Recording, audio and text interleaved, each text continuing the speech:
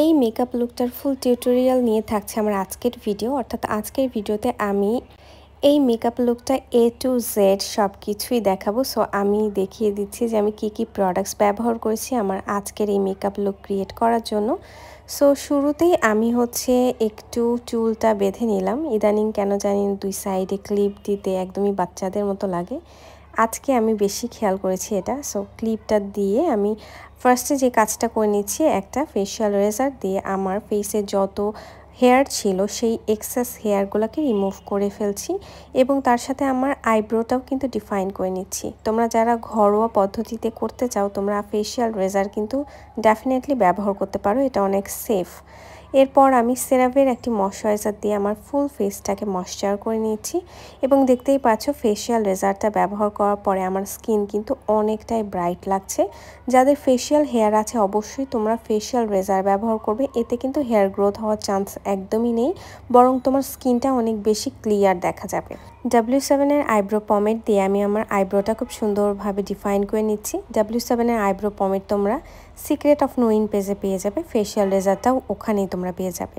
এরপর একটা কনসিলার দিয়ে আমি খুব সুন্দরভাবে একটু হাইলাইট করে নিয়ে ব্লেন্ড করে নিচ্ছি যাতে করে আমার আইব্রোটা অনেক বেশি হাইলাইট লাগে। এরপর আমি শুরু করব আজকে আমার আই মেকআপ দিয়ে এবং আই মেকআপের শুরুতে আমি ব্যবহার করছি হুদা বিউটির একটা আইশ্যাডো প্যালেট এবং এই প্যালেট দিয়ে আমি আজকে আমার ফুল আই মেকআপ লুকটা করব। সো ফার্স্টে একটা হালকা ব্রাউন কালার দিয়ে আমি আমার চোখের ওপর সাইডটা সুন্দর করে ব্লেন্ড করে নিয়েছি। তারপর আস্তে আস্তে কিন্তু আমি ডার্ক শেড অ্যাপ্লাই করছি। শুরুতে ডিপ কালারের শেড দিলে কিন্তু কোনো ভুল হলে সেটা চেঞ্জ করা যাবে না, সো এটা অবশ্যই খেয়াল রাখবে। এরপর একটা সুন্দর শিমার দিয়ে নিচ্ছি আমার চোখের উপরে। এরপর হালকা করে আমি আইলাইনার দিয়েছি।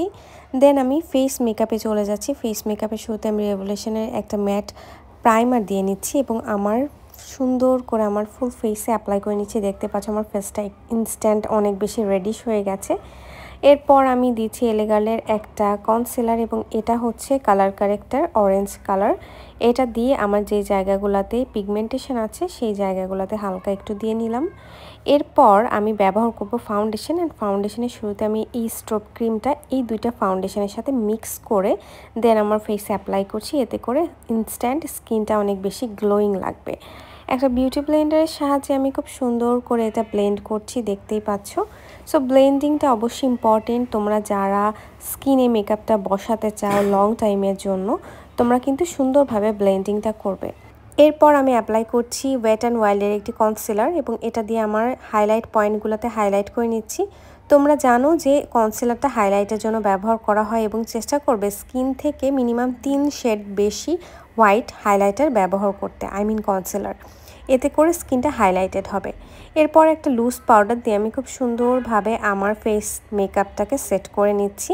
দেন আমি ব্রঞ্জিং করব রেভলিউশনের রক্সি প্যালেট থেকে। এখানে ব্রঞ্জার প্লাস তার একই সাথে তোমরা হাইলাইটার পেয়ে যাচ্ছ। টোটাল 8টা শেড মেবি এখানে আছে।